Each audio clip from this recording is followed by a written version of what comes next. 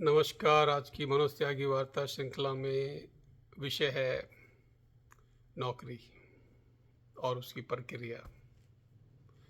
आरंभ करते हैं। नियोक्ता से नियुक्ति पत्र लेने में उनके नखरों का उत्तर ऐसे निर्मित करना पड़ता है जिससे उनकी शंका निरस्त हो जाए।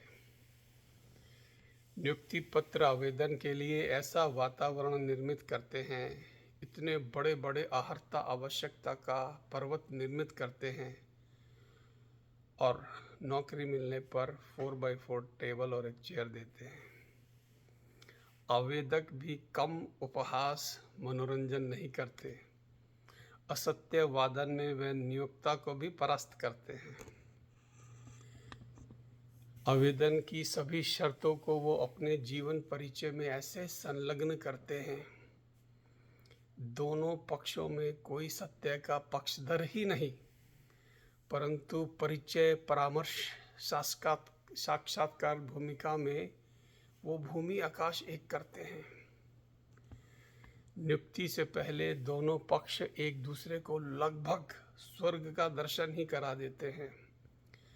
असत्य की मात्रा इतनी है, दोनों तरफ की भूकंपन करा देते हैं। 2-3 पृष्ठ के तो पद योग्यता का मापदंड आलेख लिखा जा रहा है। इच्छुक अभ्यर्थी उनसे 2-3 पृष्ठ और आगे बढ़ाकर जीवन परिचय प्रतिपन्न बना रहे हैं। लज्जा यहाँ निरर्थक निष्पन्न हो जाती है। निर्माण से पहले नाश की प्रकृति बनती है। बड़ी बड़ी प्रतियोगिताओं में सफलता के लिए उनके वैचारिक संवाद को महत्व दिया जाता है।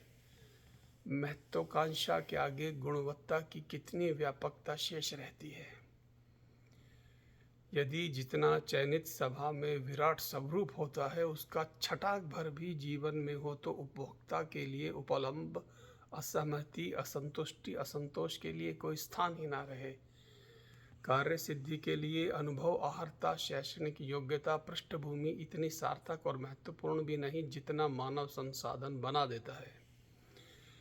योग्यता, पात्रता या उपयुक्तता के नाम पर वास्तविक संतुलित आवेदक को हटा देता है।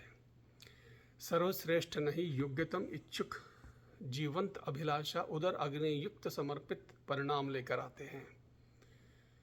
मात्र बड़े बड़े प्रशंसनीय प्रमाण पत्रों से सुसज्जित नहीं, जो कार्य विश्व की बहुराष्ट्रीय कंपनी भी नहीं करती, वह एक छोटा सा नया उद्यम, उपक्रम, व्यापारिक समूह कर देता है।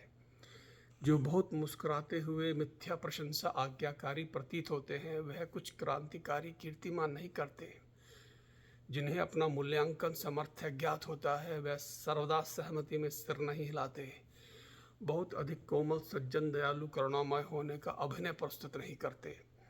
बिना प्रारंभिक परिशिक्षण, बिना परिवेशक के वह अपने गंतव्य पर जाते हैं। शीर्ष अधिकारियों के लिए उनके दो चेहरे नहीं होते।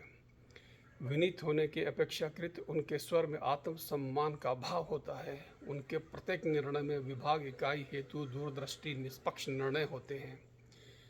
किसी को प्रसन्न करने के लिए वह अपना असत्य परिचय पत्र नहीं लिखते। स्वाभिमान, अंतरात्मा को त्याग कर वह अधर्म से किसी पद की इच्छा नहीं रखते। धन्यवाद। मनोज त्यागी।